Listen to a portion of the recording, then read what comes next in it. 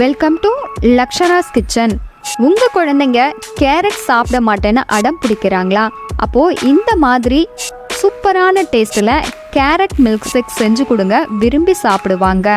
கேரட்டில் ஏராளமான health benefits இருக்குது. குறிப்பாக சொல்லணும்னா கண் சம்பந்தப்பட்ட பிரச்சனைகளை ஏற்படாமல் பாதுகாக்கிற தன்மை இந்த கேரட்க்கு இருக்குது. நம்ம குழந்தைங்களுக்கு டெய்லியுமே கேரட் சாப்பிட கொடுக்கறதுங்கிறது முக்கியமான ஒன்று.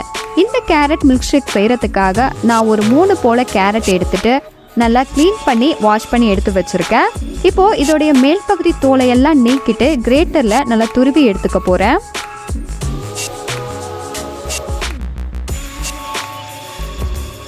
நல்லா இந்த அளவுக்கு பூ மாதிரி துருவி எடுத்துக்கணும்.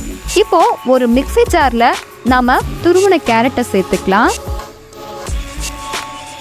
இது கூடவே 10 முந்திரி, 5 பேரிச்ச பழத்தை பாலில் ஊற வச்சுருக்கேன், அதையும் இது கூட சேர்த்துட்டு கிரைண்ட் பண்ணி எடுத்துக்கலாம்.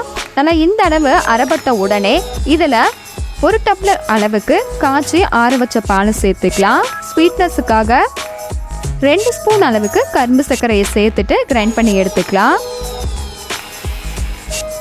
நல்லா இந்த அளவுக்கு அரைப்பட்டு இருக்கணும்.